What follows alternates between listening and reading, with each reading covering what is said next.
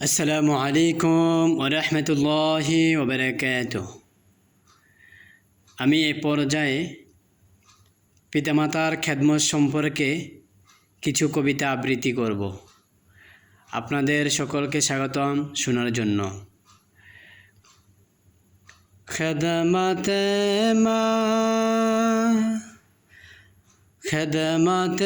মা দর ফেদর কুন সুবহ শাগম তাকে বাসি দর্দ আলম নে কুনাম। খেদমতে মা দর ফেদর কুন সুবহ শাগম তাকে বাসি দর্দ আলম নে কুনাম। মা বাবার খেদমত করো দিবানিশি, যেন তুমি দোজাহানের মধ্যে সুনামের অধিকারী হতে পারো। খেদমতে মা দর ফেদর কুন ইখতিয়ার তাকে বাসি দর্দ আলম বখতিয়ার। মা বাবার খেদমতে হও নিয়োজিত, যেন দোজাহানের মধ্যে তুমি হবে ভাগ্যবান।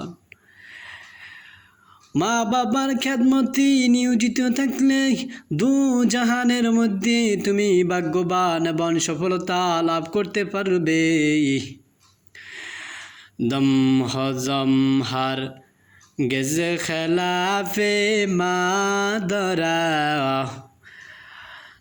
দম হজম হার গেজ খেলাফে মাদরা তাকে মানে দোরাজ শর্রে জমা, তাকে মানে দোরাজ শর্রে জমা।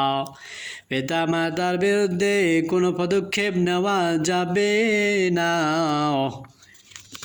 পিতা মাতার বিরুদ্ধে কোনো পদক্ষেপ নেওয়া, পিতামাতার বিরুদ্ধে যদি কোনো ব্যক্তি কোনো পদক্ষেপ না নিয়ে থাকে, তাহলে সে সকল বিপদ আপদ থেকে আল্লাহর রহমতে দূরে থাকবে।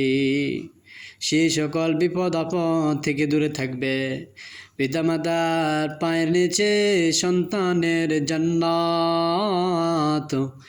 রাসূল সাল্লাল্লাহু আলাইহি সাল্লাম বলছেন, যেই ব্যক্তি পিতামাতার কোনো একজন অথবা উভয়জনকে বৃদ্ধ অবস্থায় বৃদ্ধ অবস্থা পাওয়ার পরেও তাদের খেদমত করিয়া জান্নাত কামাই করতে পারে নাই, তার মতো দুর্ভাগার কেহ হতে পারে না। আল্লাহ তাআলা আমাদের সকলকে পিতামাতার খেদমত করার তৌফিক দান করুন।